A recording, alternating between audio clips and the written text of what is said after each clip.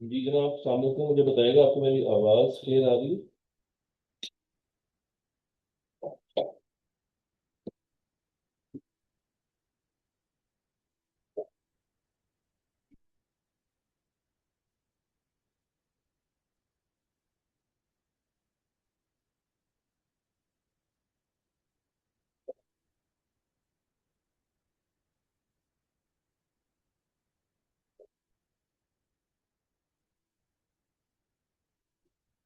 Feedback kindly जरा सारे बच्चे दीजिएगा।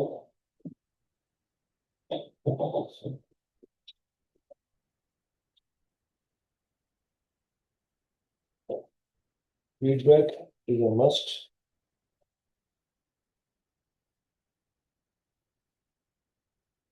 Okay.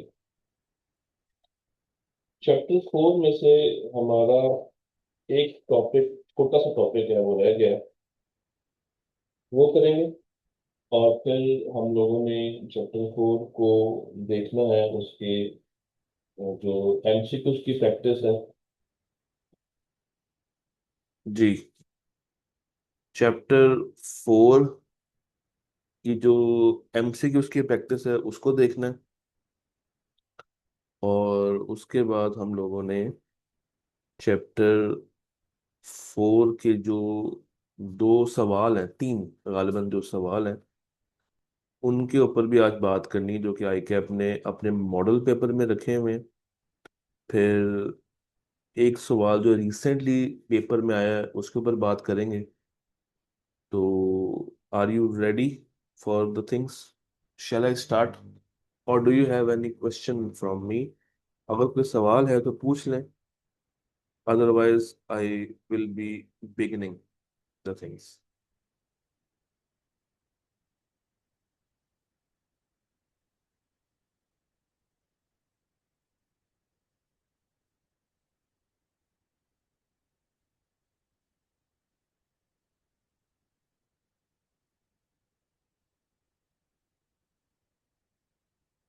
Ji, I guess I should start. अच्छा जी, मैं आपसे पूछता हूँ, ये मैंने आपसे एक सवाल पूछना है आज। सवाल ये है कि आपके नज़दीक अगर आपसे कहा जाए कि भाई बिग डाटा एक कंपनी मेंटेन करती है, कंपनी को उससे बहुत सारे फायदे होते हैं, सब कुछ होता है, बट आपके नज़दीक बिग डाटा को रखने से क्या क्या मसले आ सकते हैं? बिग डाटा को मेंटेन करने से क्या क्या प्रॉब्लम्स जन्म ले सकती हैं? ठीक है, एक जवाब आ गया मेरे पास स्टोरेज का। ठीक है, दूसरा जवाब भी मेरे पास आ गया स्टोरेज का, बेहतरीन हो गया। सबसे जो आइडियल जवाब इसका बनता है वो यही बनता है कि सर डाटा को रखें कहाँ, डाटा को कहाँ रखें, तो इस बिग डाटा को कहाँ संभाल के रखें। क्योंकि आपने बताया था कि ये बिग डाटा जो है वो पीटाबाइट्स जीटाबाइट्स का होता है, तो उसकी स्टोरेज में, इसकी प्रोसेसिंग में हमेशा मसला आता है। हमारे पास कोई ऐसा इंफ्रास्ट्रक्चर होना चाहिए जिसमें हम इस बिग डाटा को अपने पास रख सकें, संभाल सकें। क्योंकि जो हमारे पास ट्रेडिशनल लैपटॉप्स हैं वो तो एमबीज में, जीबीज में डाटा अपने पास, टीबीज में, टेराबाइट्स में डाटा अपने पास रख सकते हैं। मगर ये जो पीटाबाइट्स हैं, जीटाबाइट्स हैं, इनको या इस तरह के डाटा को रखने के लिए हमारे पास काफी बड़े बड़े सिस्टम्स होने चाहिए। तो जीबी तो मैनेजेबल है आज के दौर में, वैसे टीबी भी जो टेराबाइट है वो भी मैनेजेबल है। But petabytes, zettabytes, they can give some examples. इसीलिए जो ये जो सोशल मीडिया, जो फेसबुक है, जो यूट्यूब के सर्वर्स हैं, वो आपको लगता है कि एक आधा सर्वर मेंटेन करते हैं? जहां पे मिलियंस ऑफ पोस्ट पर सेकंड आती हैं, वहां पे आपके नजदीक वो एक सर्वर से काम चला लेते होंगे? नहीं। ये नॉर्मल डेटाबेसेस, सुने, नॉर्मल डेटाबेसेस इस तरह के जो सर्वर्स हैं उनको अफोर्ड नहीं कर सकते। अच्छा, अब यहाँ पे ना दो सिस्टम्स के नाम मैं बोलूंगा, आपने अभी अपने पास सिर्फ नोट कर लेने। मैं बल्कि आपको दिखाई देता हूँ। मैं दो नाम बोलने जा रहा हूँ, तो आपने परेशान नहीं होना है। ठीक है, थोड़े से टेढ़े नाम है। हम इसकी डिटेल पढ़ेंगे जब हम लोग सिस्टम्स के एरिया में जाएंगे। But as of now I am just letting you know the name. एक है अपाचे हडूप। एक है अपाचे हडूप और दूसरा है स्पार्क। एक है अपाचे हडूप और दूसरा है स्पार्क। ये नाम दो लिखे हुए हैं। इसकी डिटेल हम लोग जब सिस्टम्स के एरिया में जाएंगे तो आपको इसकी मजीद डिटेल बताऊंगा, बट अभी के लिए लिख लें। जो आपका अपाचे हडूप है, ये काम करता है डिस्ट्रीब्यूटेड स्टोरेज का, यानी कि डाटा को स्टोर करता है डिस्ट्रीब्यूट करके। और ये जो स्पार्क है, ये हेल्प करता है बिग डाटा की फास्ट प्रोसेसिंग के अंदर। बिग डाटा की फास्ट प्रोसेसिंग के अंदर। इसको नोट कर लें काइंडली।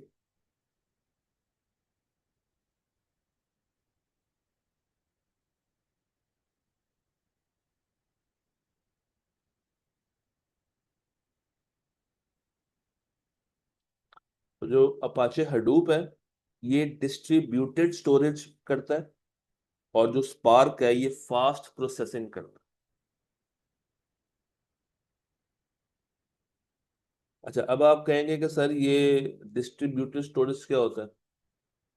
तो डिस्ट्रीब्यूटेड स्टोरेज का मतलब ये है कि डाटा सारा का सारा एक जगह पे स्टोर नहीं हो रहा।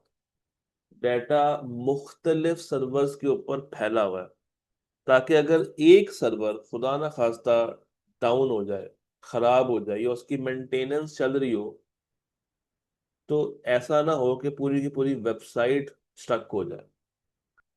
क्योंकि उस वेबसाइट के ऊपर स्मॉल डाटा नहीं पड़ा हुआ। डाटा कौन सा पड़ा हुआ है? अच्छा खासा बिग डाटा पड़ा हुआ है। तो ये मुख्तलिफ सर्वर्स के ऊपर डिस्ट्रीब्यूट कर देता है। इसको हम कहते हैं डिसेंट्रलाइज्ड स्टोरेज। आप लोगों ने ये वर्ड पढ़ा होगा I2B के अंदर या किसी और सब सब्जेक्ट के अंदर। डिसेंट्रलाइज्ड पढ़ा है ना? एक सेंट्रल स्ट्रक्चर होता है, एक डिसेंट्रलाइज्ड होता है। सेंट्रल हेड ऑफिस को कहते हैं डिसेंट्रलाइज्ड। इर्द गिर्द की जो उसकी ब्रांचेस होती हैं, जो ऑफिसेज होते हैं। तो यहाँ पे भी बिल्कुल सारा का सारा डाटा एक सेंट्रल फॉर्मेट में नहीं है। ये डाटा स्प्रेड हुआ होता है अक्रॉस डिफरेंट सर्वर्स। ये डाटा, हाँ जी, ये डाटा स्प्रेड हुआ होता है अक्रॉस डिफरेंट सर्वर्स। तो बिग डाटा के वो हमेशा आप तोड़ तोड़ के डिफरेंट सर्वर्स के अंदर जाके रखते हैं। अच्छा, पर यहाँ पे एक और वर्ड भी लिखा हुआ है, स्केलेबल क्लाउड सॉल्यूशंस। दो चीजें होती हैं। या तो डाटा आप फिजिकली स्टोर करते हैं या डाटा आप क्लाउड पे स्टोर करते हैं। अब फिजिकली से क्या मुराद है?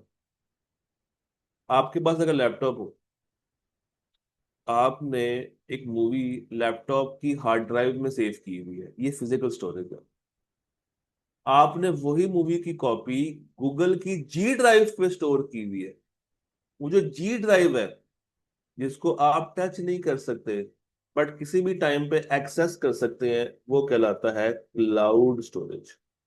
वो क्या कहलाता है? Cloud storage. तो ये तीन लफ्ज आपको समझ आए? अपाचे हडूप, स्पार्क और क्लाउड। तो जो ट्रेडिशनल डेटाबेसेस हैं, वो इतना मैसिव डाटा अपने अंदर कभी भी स्टोर नहीं कर सकती। जो ट्रेडिशनल डेटाबेसेस हैं, वो अपने अंदर इस तरह का डाटा स्टोर नहीं कर सकती। देयरफॉर देयरफॉर आप जो है उसको इस तरह के सर्वर्स के ऊपर रखते हैं।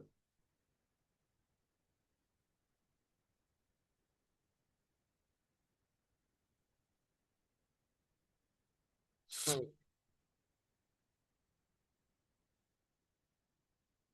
जी, क्लाउड के बारे में सुन लें। देखिए, मैं आपको दिखाता हूँ। ये देखिए, लेट मी शो यू। इस तरह आपको बात समझ नहीं आएगी।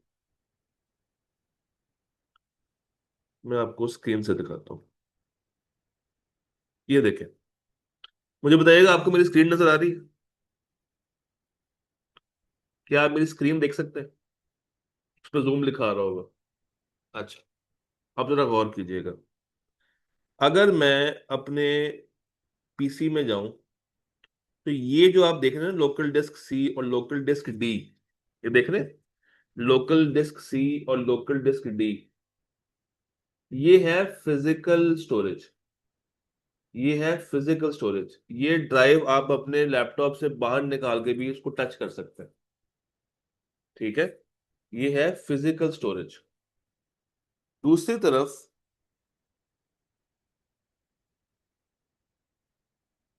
दूसरी तरफ अगर मैं आपको ये दिखाऊं, मैं अगर आपको दिखाऊं ये ड्राइव, ये अब मैं जा रहा हूं अपनी जी ड्राइव के ऊपर। ठीक है, ये मैं कहाँ पे आ गया हूँ? जी ड्राइव पे आ गया हूँ। 2 टेराबाइट की जी ड्राइव है, जिसमें से 1.11 मैंने यूज की हुई है। इसमें आप देख रहे हैं, इसमें भी आपको मुख्तलिफ फाइल्स, मुख्तलिफ वीडियोस नजर आ रही होंगी स्क्रीन के ऊपर। ये C A final, C fab 5, PRC 3, audit summary, C fab 6, fast track, ये देख रहे हैं आप, डाटा सिक्योरिटी, ये किताब की कॉपीज। इसको हम कहते हैं क्लाउड स्टोरेज। इसको हम कहते हैं क्लाउड स्टोरेज। ये जो बाय डिफॉल्ट मिलती है गूगल से, वो मिलती है 15 GB की। मगर मैंने चूंकि उसको स्केल अप किया हुआ है, बढ़ाया हुआ है, एक्सपैंड किया हुआ है, मैंने परचेज किया हुआ है, तो ये 2 TB तक मैं यूज कर सकता हूँ। जी जी, बाय डिफॉल्ट 15 है। बाय डिफॉल्ट हमेशा 15 आती है आपको। अगर आपने खरीदनी है, अगर आपका यूज ज्यादा है, तो फिर आप उसको बाय कर सकते हैं। अब इसका फायदा ये होता है कि मैं कहीं पे भी हूं, अगर आप गौर करें ना, तो ये देखें जरा, यहाँ पे मेरे अपने सिस्टम की जो स्पेस है वो कम है। वो तकरीबन 128 GB है, ये वाली। मुझे इसका फायदा ये होता है, मुझे इसका फायदा ये होता है कि मैं जहां पे मर्जी हूं, मैं जहां पे मर्जी हूं, मैं जी ड्राइव को किसी भी टाइम पे किसी भी जगह से एक्सेस कर सकता हूं। तो जो डाटा मैंने इस सिस्टम के अंदर रखा हुआ है, जब तक ये सिस्टम मेरे साथ नहीं चलेगा, मैं उस डाटा तक नहीं पहुंच पाऊंगा। मगर जब जी ड्राइव पे पड़ा हुआ डाटा मैं कहीं पे भी किसी भी टाइम पे इस्तेमाल कर सकता हूँ। हाँ जी, उसके लिए आपको इंटरनेट चाहिए, एक नेटवर्क चाहिए। हार्ड ड्राइव के लिए आपको नेटवर्क नहीं चाहिए। Hard drive is just physical storage. Got the point?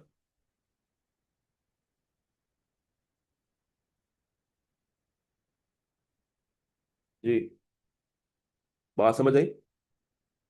तो जैसे मैंने 15 GB को स्केल अप करके, मैंने 15 GB को स्केल अप करके कहाँ पे किया है? 2 TB पे किया है। 15 को स्केल अप करके मैंने कहाँ पे किया है? 2 TB पे किया है। तो इसको कहते हैं स्केलेबल क्लाउड सॉल्यूशंस। क्या कहते हैं? Scalable cloud solutions. ये सारी बातें सिस्टम्स के एक चैप्टर में हम लोगों ने फिर से पढ़नी है। अच्छा जी, दूसरा बड़ा मसला, डेटा क्वालिटी का। क्यों?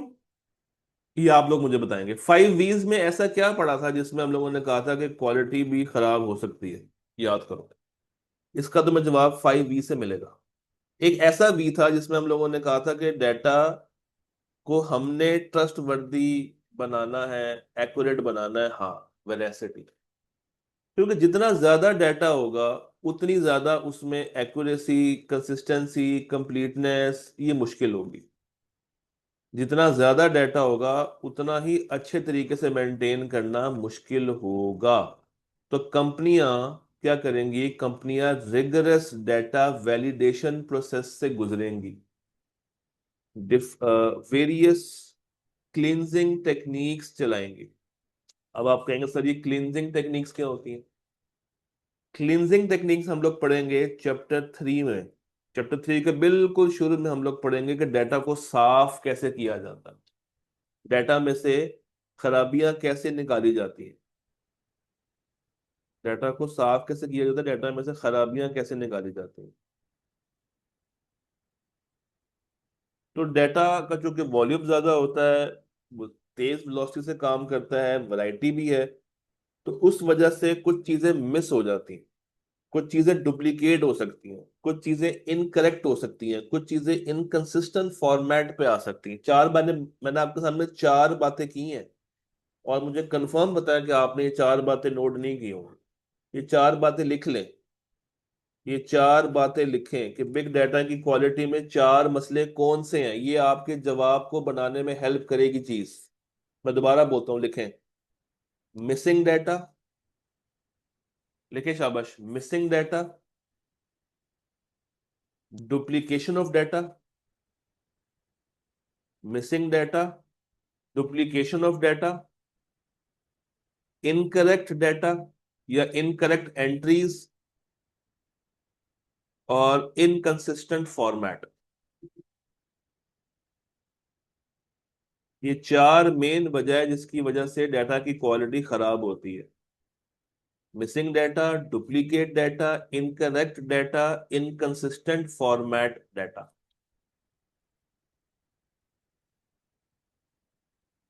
अब ये चार बातें हम आगे भी यूज करेंगे जब हम एक सवाल करेंगे इसका। अच्छा, कभी कभी ऐसा भी तो होता है कि सेम कस्टमर डेटाबेस में दो दफा ऐड हो जाए, डुप्लीकेशन हो जाए। फोन नंबर किसी कस्टमर से लिया है, किसी कस्टमर से नहीं लिया, डाटा मिस हो गया, स्पेलिंग मिस्टेक्स हो जाती हैं। तो सिस्टम बेचारा फिर कंफ्यूज रहता है, और उस कंफ्यूजन से मुझे बताओ, क्या वो एनालिसिस ठीक से कर पाएगा? नहीं। तो एरर्स को रिमूव करना कहलाता है डाटा क्लींजिंग।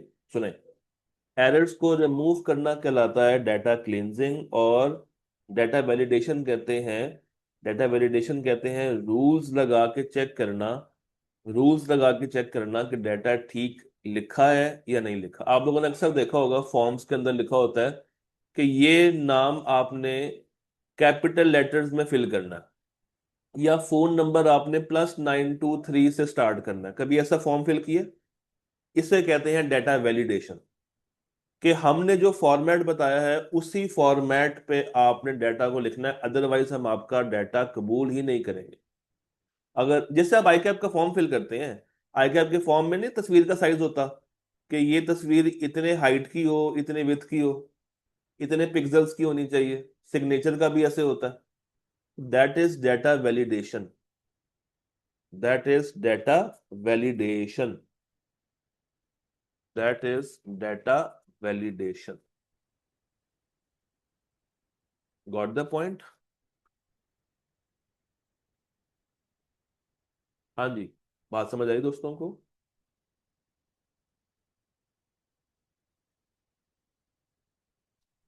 चलिए मैं आपके सामने एक इसकी एग्जांपल रखता हूँ, आपको मजीद बात समझ आएगी।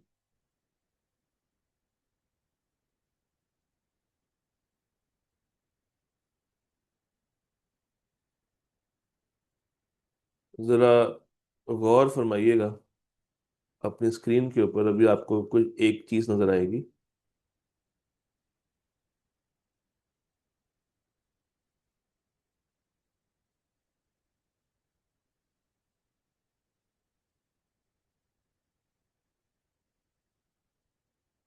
Let me just put up on screen, ताकि आप इसको देख सकें। एक सेकंड बस।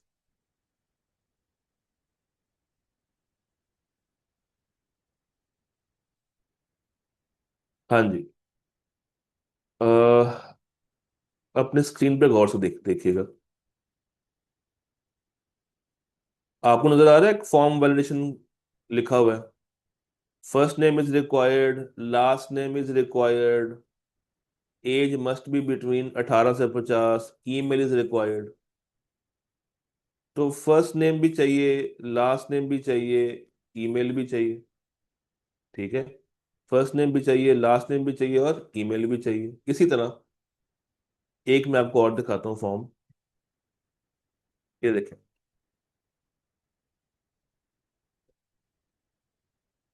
जरा गौर कीजिएगा। User name must be between 3 and 25 characters. अब जब मैंने जेएस लिखा है तो उसने कहा नहीं, कम से कम 3, मैक्सिमम 25 करेक्टर्स होने चाहिए। अच्छा, करेक्टर से मुराद है कि अल्फाबेट भी आ सकता है, नंबर भी आ सकता है, सिंबल भी आ सकता है। ईमेल, अच्छा जो मैंने ठीक लिखा है उसने ग्रीन कर दिया। पासवर्ड में वो कहता है password must have at least 8 characters that include at least one lower case, one upper case, one number and one special character. और स्पेशल में क्या क्या है? At the rate, hash, $, percentage, ampersand, asterisks. ठीक है। फिर यहाँ पे पासवर्ड को आप रिकन्फर्म करके साइन अप करते हैं। तो ये जो फॉर्म होता है जो आपको डाटा अपने हिसाब से एंटर करने देता है, that is called data validation. It is called data validation. Hopefully आपको बात समझ आई होगी। तो डाटा की क्वालिटी को इंश्योर करने के लिए हम इस तरह के फॉर्म्स को डिजाइन करते हैं। डन जी। आगे चलो, चलूँ आगे। अच्छा, दो और मसले हैं। ये इतना बड़ा डाटा है, इसकी प्राइवेसी और इसकी सिक्योरिटी को हैंडल करना भी एक आर्ट है। इतना बड़ा डाटा है, इस डाटा को प्राइवेट रखना, डाटा को सिक्योर रखना भी एक बहुत बड़ा इशू है। भाई, बैंक के पास मुझे बताओ कितने ज्यादा कस्टमर्स का डाटा होगा। बैंक के पास तो ये डाटा भी होता है कि उस बंदे का पासवर्ड क्या है, बंदे का अकाउंट आईडी क्या है, बंदे का सीवीवी कोड क्या है। भाई बैंक को तो पता है ना, बैंक को तो पता है। तो अगर वो डाटा लीक हो जाए, वो डाटा लीक हो जाए, डाटा की प्राइवेसी आउट हो जाए, डाटा की सिक्योरिटी खराब हो जाए, तो जो पर्सनल इंफॉर्मेशन है, जो फाइनेंशियल डाटा है, क्या उससे रिस्क आएगा? क्या फिर हैकिंग हो पाएगी? क्या अनऑथराइज्ड एक्सेस हो पाएगी? क्या डाटा ब्रीच हो पाएगा? उसकी वजह से मुझे बताओ क्या फाइनेंशियल लॉस होगा बैंक को? बैंक को भी फाइनेंशियल लॉस होगा, कस्टमर को भी फाइनेंशियल लॉस होगा, बैंक की रेपुटेशन भी डैमेज होगी, बैंक को लीगल फाइंस और पेनल्टीज भी पड़ेंगी। अच्छा, एक मजे की बात बताता हूँ, ये सारी बातें मतलब हम लोगों ने दोबारा कहाँ पे पढ़नी है? गेस करो दोबारा कहाँ पे पढ़ेंगे? गेस करो, गेस करो, गेस करो, दोबारा ये सारी बातें होंगी मगर कहाँ? रिस्क में, रिस्क में, रिस्क, रिस्क, रिस्क में होंगे दोबारा सारी बातें। तो अब मैं कुछ लिखवाता हूँ, जरा लिखिएगा। मैं कुछ वर्ड्स बोलता हूँ, जरा नोट कीजिएगा प्लीज। रिस्क, अच्छा इसमें रिस्क क्या है? डाटा ब्रीच लिखें। Data breach, data breach, data hacking, data unauthorised access. Data breach, data hacking, data unauthorised access लिख लिया।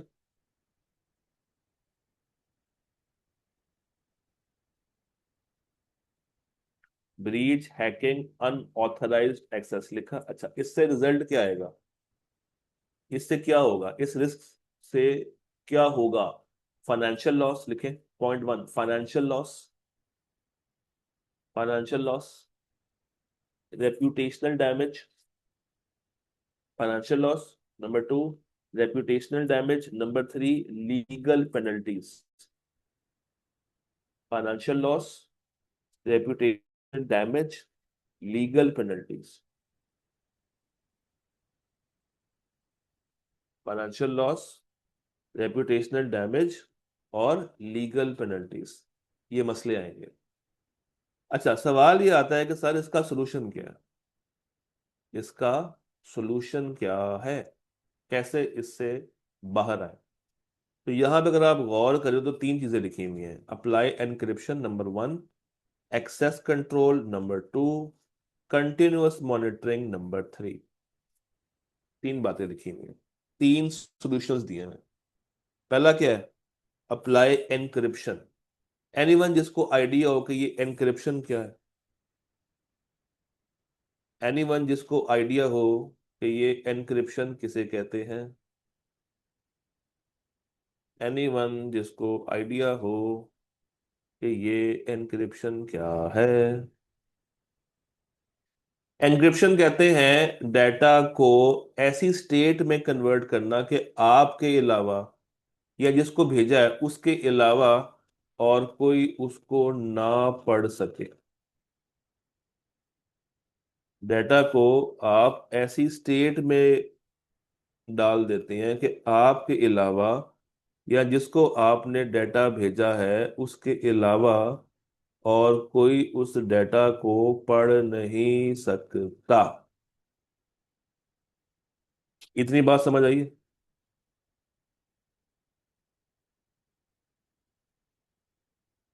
मुझे बताइएगा, इतनी बात समझ आती है?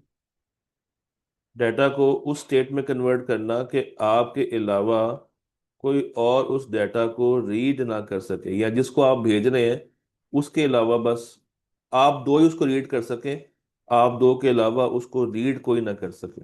जैसे आपने अगर गौर किया हो तो जब आप अपना पासवर्ड एंटर करते हैं किसी भी वेबसाइट पे जाके, तो आप तो नंबर्स टाइप करते हैं, वो उसको किस में कन्वर्ट कर देता है?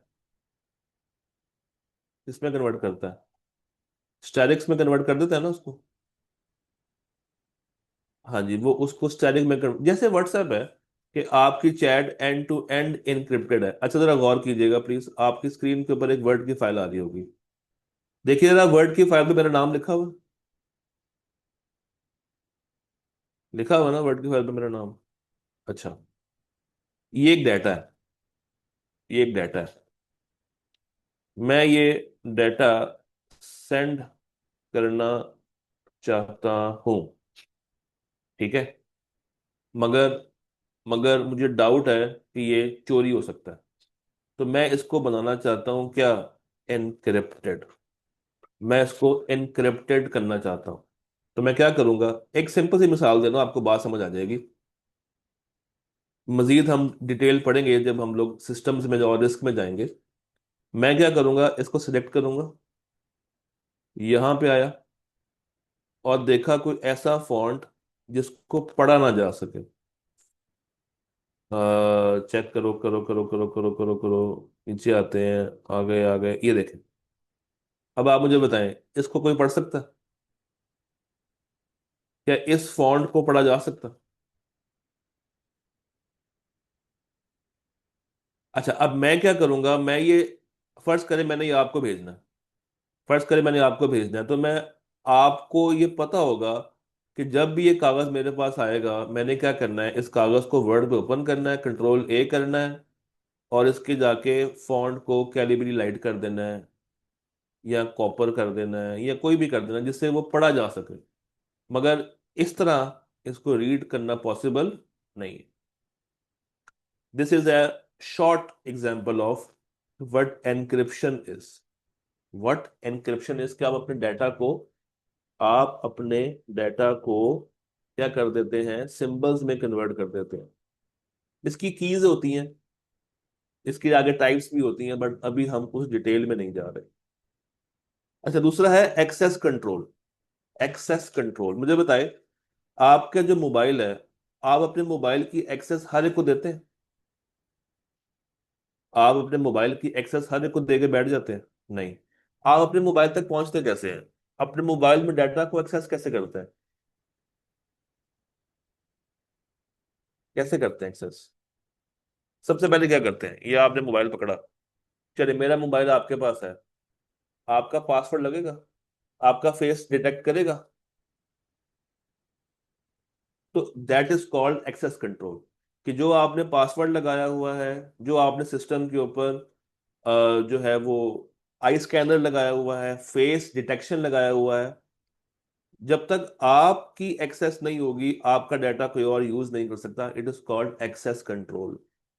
और तीसरा है कंटिन्यूअस मॉनिटरिंग। आप अपने डाटा को कंटिन्यूअस देखते रहें कि कोई खराबी तो उस डाटा में नहीं आ रही। सस्पिशियस एक्टिविटीज को रिकॉर्ड करना is called access, is called continuous monitoring. Suspicious activities को डिटेक्ट करना इज कॉल्ड मॉनिटरिंग। और आखिरी है डाटा इंटीग्रेशन। आखिरी है डाटा इंटीग्रेशन। मुझे बताइए, ये तीन बातें समझ आती हैं?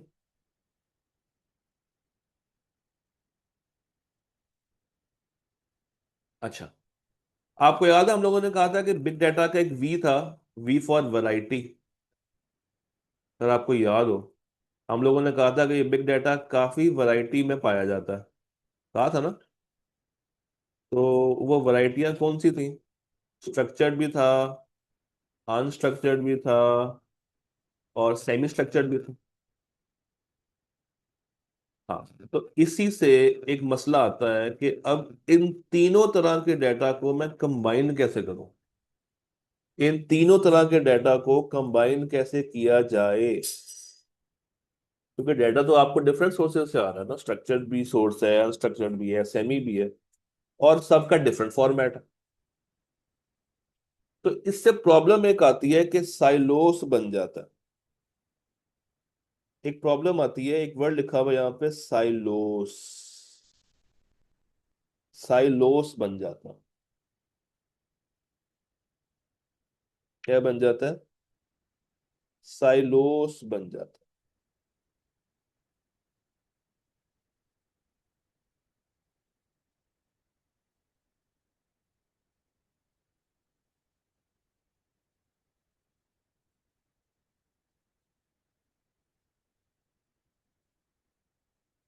साइलोस। अब आप कहेंगे सर ये साइलोस क्या होता है? पूछिएगा ना कि सर ये साइलोस किसे कहते हैं।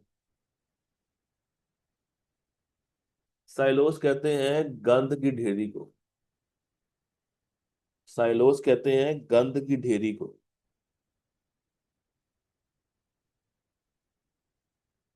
इसका जो एक बेसिक सा मतलब है, ये है ढेरी लगा देना जिसमें चीजें मिक्स होके पड़ी हूँ। तो यहाँ भी ऐसा ही है, स्ट्रक्चर्ड भी पड़ा हुआ है, सेमी भी पड़ा हुआ है, अन भी पड़ा हुआ है, और अब वो एक ढेरी नुमा फॉर्मेट में खड़ा हो गया। अब यहां से क्या करना है हमने, इसको इसको क्या करना है, अलग अलग करना है। इसको इसकी रिपोजिटरीज में डालना है। एक वर्ड बोल रहा हूं, इसको इसकी रिपोजिटरीज में डालना है। रिपोजिटरी लिख के देता हूँ। मेरी कोशिश थी कि मैं पेन ना निकालूं, बट चले, इसको इसकी किसमें डालना है? रिपोजिटरीज में डालना है। आसानी के लिए अलग अलग करके किसमें डालना है? वेयर हाउस में डालना है। अलग अलग करके कहाँ पे डालना है? वेयर हाउस में डालना है। अलग अलग करके कहाँ पे डालना है? वेयर हाउस में डालना है।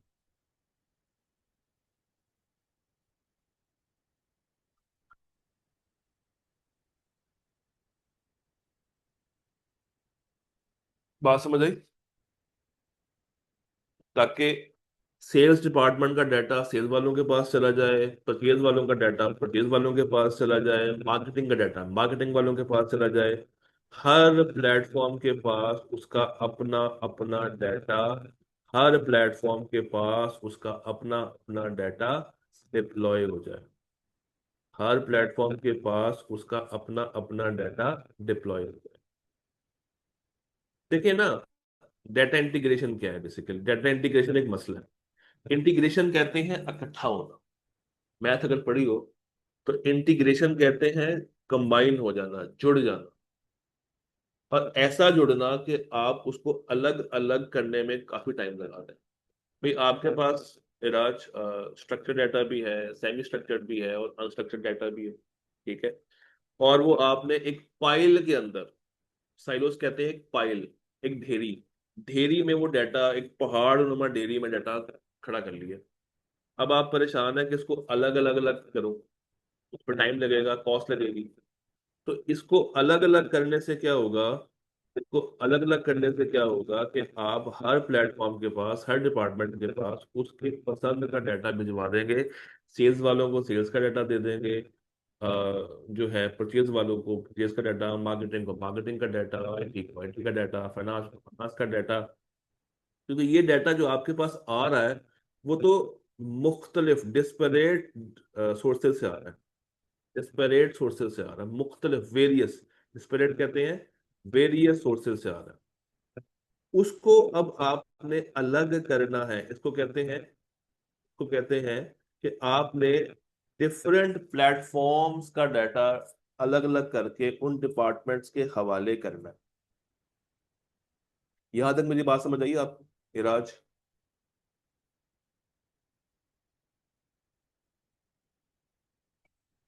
उससे फायदा ये होगा, उससे फायदा ये होगा कि हर डिपार्टमेंट अब अपना डाटा अपने हिसाब से एनालाइज कर पाएगा।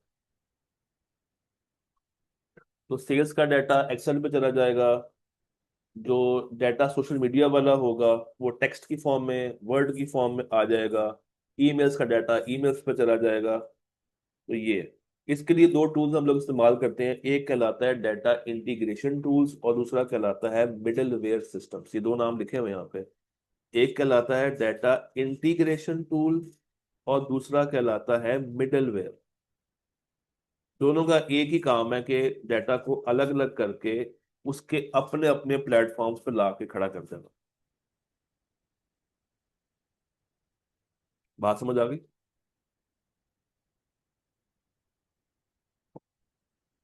देखिए, कंपनी को रिस्क क्या था कि जब एक डाटा ढेरी की फॉर्म में पड़ा हुआ है तो क्या उसको वो ठीक से एनालाइज कर पा रहे थे?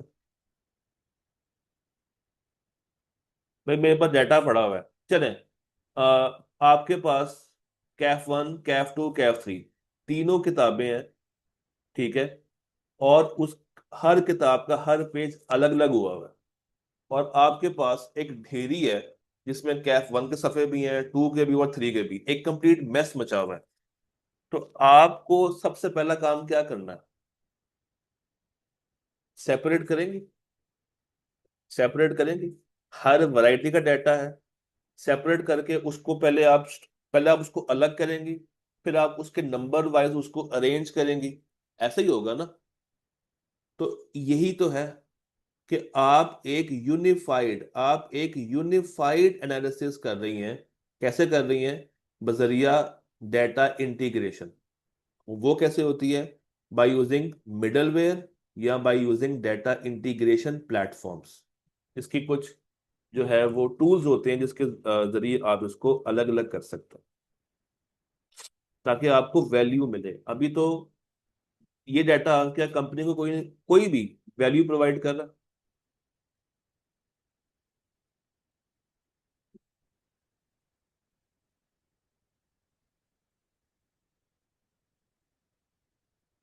हाँ जी, कोई वैल्यू दे रहा कंपनी को? ये चक्कर था। तो सेल्स को अलग सिस्टम में डालना, एचआर को अलग सिस्टम में डालना, सोशल मीडिया का डाटा अलग कर देना, ताकि ये अलग अलग तरीके से अलग अलग वे में एनालाइज किए जा सके।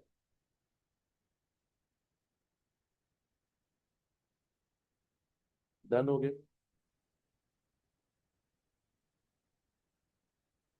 मजीद हम इसको पढ़ेंगे चैप्टर 3 में कि अब इसको साफ कैसे करना है, इसको क्लीन कैसे करना है। अच्छा जी, अब आपके सामने मैं रखूंगा कुछ एमसीक्यूज, तो आपने उन एमसीक्यूज को सॉल्व करना है। ठीक है, मैं आपके सामने स्क्रीन पे अभी कुछ एमसीक्यूज लेके आऊंगा, आपने उसको सॉल्व करना है, जिससे मुझे आइडिया हो जाएगा कि आपको चैप्टर तैयार हो गया। अच्छा जी, कहाँ जाना है, कहाँ जाना है?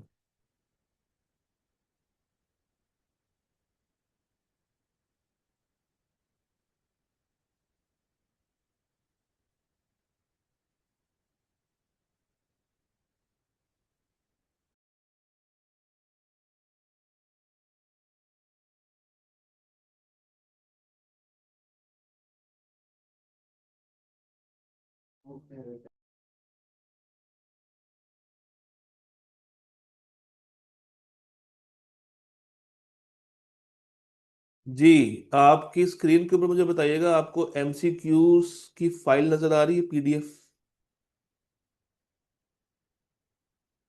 आपको एमसीक्यूज की फाइल नजर आ रही है? चलो, गुड हो गया। चलो जी, ये जरा एमसीक्यूज काइंडली सॉल्व कीजिएगा।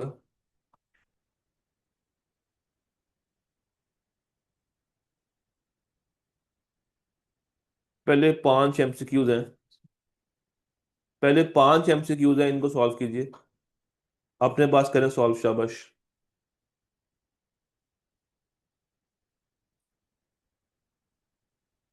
शाबाश शाबाश, करें करें, करके मुझे बताइएगा।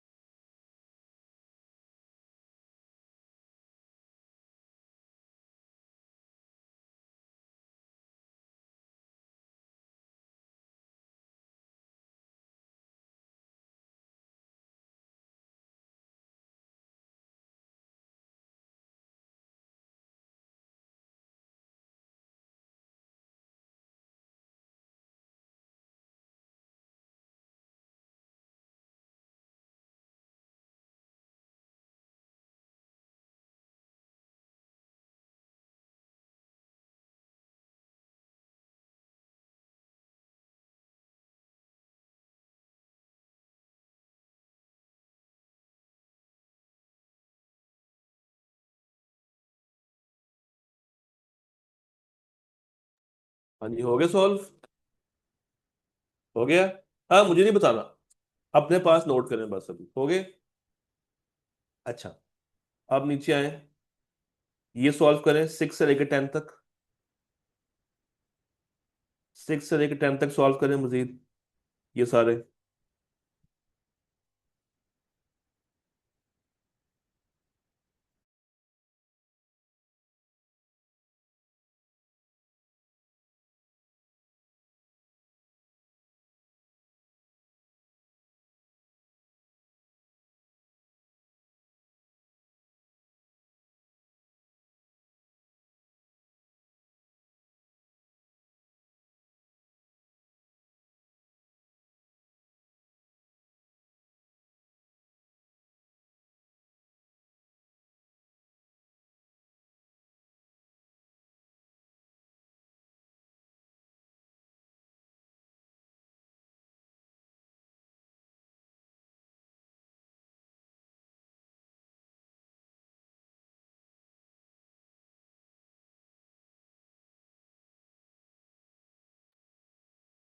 हाँ जी, हो गया 6 से लेकर 10 तक।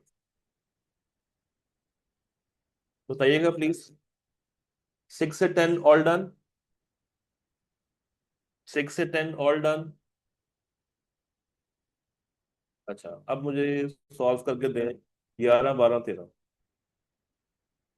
11 12 13 सॉल्व करें, शाबाश।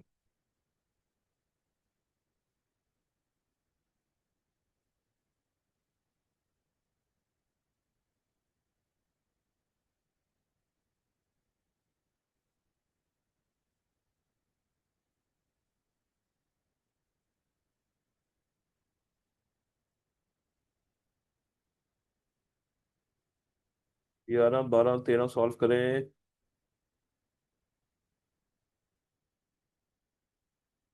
हो गया।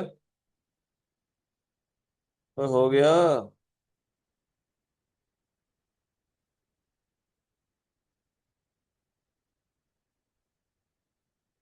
अच्छा, अब मॉडल पेपर में चलते हैं। मुझे बताइएगा, आपको मॉडल पेपर शो हो रहा है इस वक्त स्क्रीन पे? स्क्रीन पे आपका मॉडल पेपर नजर आ रहा है? अच्छा, मॉडल पेपर में चलते हैं और यहाँ पे देखते हैं कि बिग डाटा के एमसीक्यूज। पहला ही है, सॉल्व करें जरा। सॉल्व करें, शाबाश।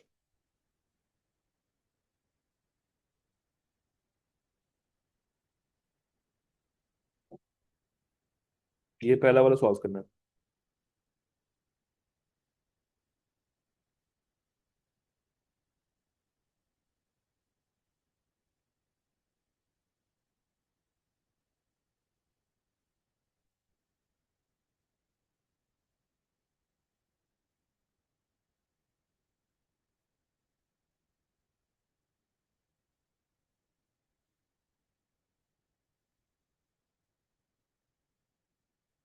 डन।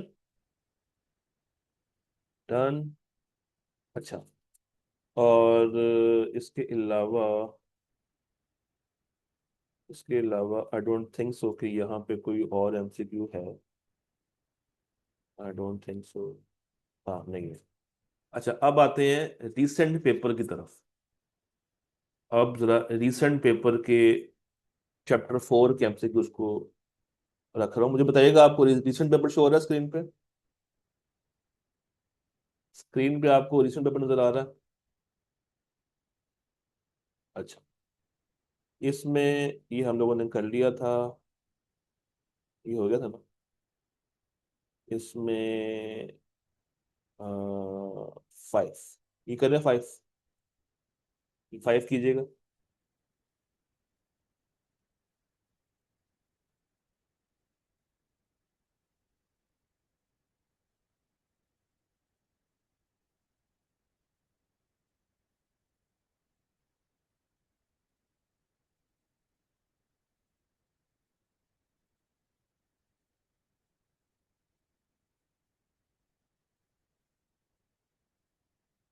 डन।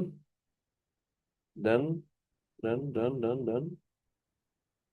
तो इसके अलावा आई डोंट थिंक सो कि कोई और एमसीक्यू था। कुल मिला के 15 किए ना हम लोगों ने? 13 क्वेश्चन बैंक के, एक मॉडल पेपर से और एक पास पेपर से, ऐसे ही है? हाँ जी, फाइन एन जी है। दस दो यार। ऐसे ही है ना? अच्छा। अब आपको दिखाता हूँ उसका सॉल्यूशन। पहला चेक करें। पहला का आपने बी किया? क्या आपने फर्स्ट का बी किया है?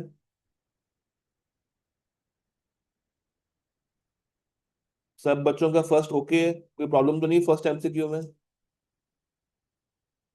कोई प्रॉब्लम? अच्छा। अगर कोई प्रॉब्लम है तो राइट साइड के ऊपर उसका सॉल्यूशन भी है, यानी कि उसकी रीजनिंग दी हुई है। ब्लू में एमसीक्यू है, लेफ्ट साइड के ऊपर ये एमसीक्यू है, ये इसका सॉल्यूशन है राइट के ऊपर। तो यानी कि उसका जो थीम है, जो कॉन्टेक्स्ट है, वो राइट पे मैंने दिया हुआ है। सेकंड चेक करें। ये तो बहुत आसान था।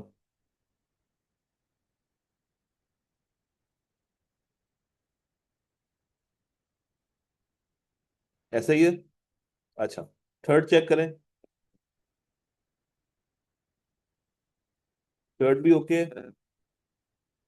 फोर्थ चेक करें। फोर्थ चेक करें।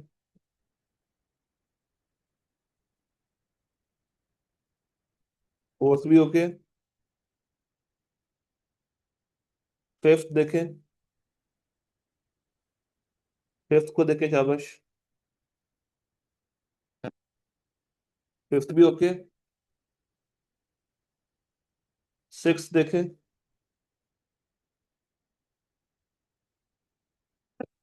सिक्स देखें। सही जा रहा है। अच्छा, सेवन्थ देखें।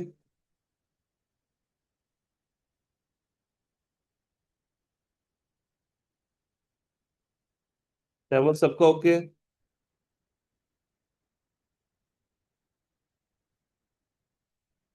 एट्थ।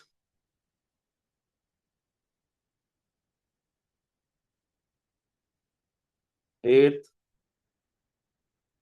सबका ठीक है। एट्थ कोई प्रॉब्लम है एट्थ में? अच्छा, नाइन्थ देखें।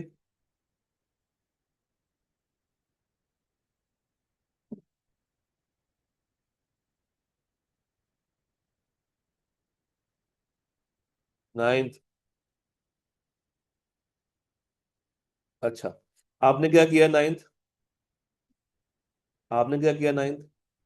राज, क्या किया आपने? सी। चलो नाइन्थ को देखते हैं। कहता है प्रिडिक्टिव मेंटेनेंस। सबसे पहले वर्ड प्रिडिक्टिव। प्रिडिक्टिव का मतलब होता है फ्यूचर। फ्यूचर की मेंटेनेंस मैन्युफैक्चरिंग कंपनी में।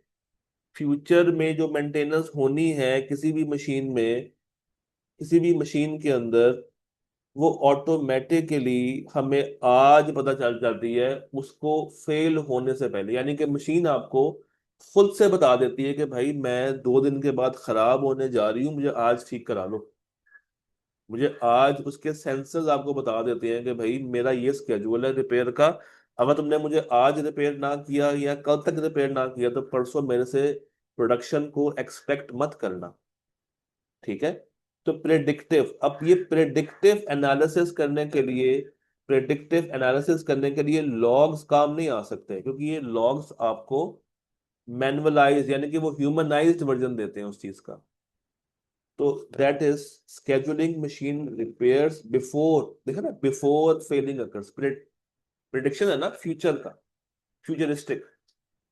तो होने से पहले डन। हाँ जी, राज ओके। जो आपने बात की है ना, that can be the source. देखें, जो आपने बात की है ना लॉग्स वाली, अगर आप राइट साइड पे देखो तो वो एक सोर्स जरूर है। सोर्स है कि जनाब मशीन ने क्या ट्रैक रिकॉर्ड दिया, मशीन के सेंसर्स क्या कह रहे हैं, ये दोनों चीजें सोर्स में आती हैं।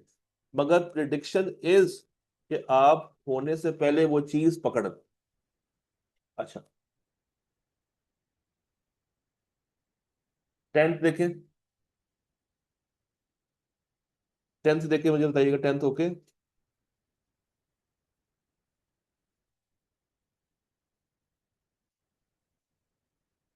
11th।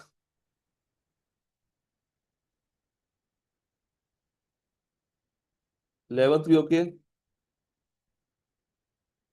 12वां देखें।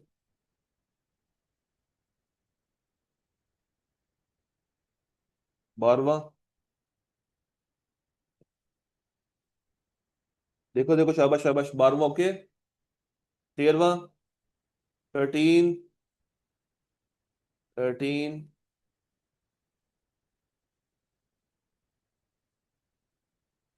अच्छा, अब वो एमसीक्यू आ रहा है। अच्छा, आपका गलत हो गया। आपने क्या किया 13th का? आपने क्या किया 13th का? 13th का आपने क्या किया है? चलो 13 को डिस्कस कर लेते हैं। कहता है स्मार्ट थर्मोस्टेट्स। स्मार्ट, ठीक है। स्मार्ट से क्या मुराद है कि सेंसर्स वगैरह लगे होंगे। कंट्रीब्यूट करते हैं बिग डाटा को कैसे, यानी कि स्मार्ट डिवाइसेस बिग डाटा को कैसे कंट्री मतलब बिग डाटा में क्या कंट्रीब्यूशन देते हैं। भाई जितने भी स्मार्ट डिवाइसेस हैं मुझे बताइए, क्या उनमें सेंसर्स लगे होते हैं? ये लगे होते हैं। ये सेंसर्स क्या करते हैं? प्रिंट तो करते नहीं है, ठीक है। ये सेंसर्स अंडरस्टैंड भी नहीं करते।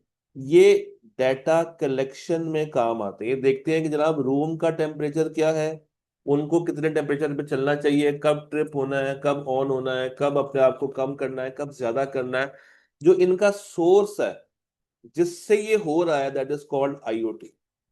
जो सोर्स है, दैट इज आईओटी। तो ये सिर्फ कमांड्स को एग्जीक्यूट नहीं करते, बल्कि हर वक्त मिनट बाय मिनट देखते रहते हैं कि जनाब अभी क्या है, अभी मौसम कैसा है, रूम टेम्परेचर कैसा है, बाहर का मौसम कैसा है। ये सारी चीजें वो अपने अंदर अंडरस्टैंड करते हैं। मगर अंडरस्टैंड करने से पहले डाटा कलेक्ट भी तो करना है ना। बात समझ आई?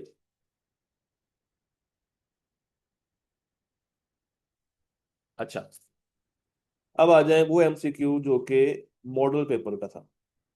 देखते हैं वो कितनों का ठीक है। देखें जरा।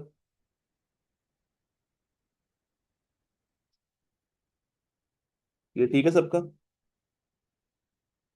मॉडल पेपर वाला ठीक है सबका? ओके। और आखिरी चीज आज की, वो एमसीक्यू जो के जो के रिसेंट पेपर में आया। अगर तो ये ठीक कर लिया, इसका मतलब है कि मैं कंफर्म हो जाऊं कि चैप्टर 4 आपको लॉजिकली आ गया। डन है। Done done done done done. चलो बेहतरीन हो गया जी। अच्छा जी, कल का जो हमारा टारगेट है वो भी आपको मैं दिखा देता हूँ। कल हम लोगों ने अब क्या करना है, आज हो नहीं पाया तो फिर कल ही करेंगे। वो है ये एक सवाल जो कि स्प्रिंग 26 की अटेम्प्ट में आया, इसके ऊपर कल बात करेंगे, कल ड्राफ्टिंग के ऊपर बात करेंगे। और फिर एक सवाल जो कि मॉडल पेपर में है इस चैप्टर। तो ये एक पार्ट ये है, यानी कि तकरीबन 3 सवाल है। 2 पार्ट्स इधर है और एक पार्ट इधर है। तो कल ये 3 सवाल करेंगे और इस चैप्टर को 100% हमेशा के लिए एंड कर देंगे। ओके।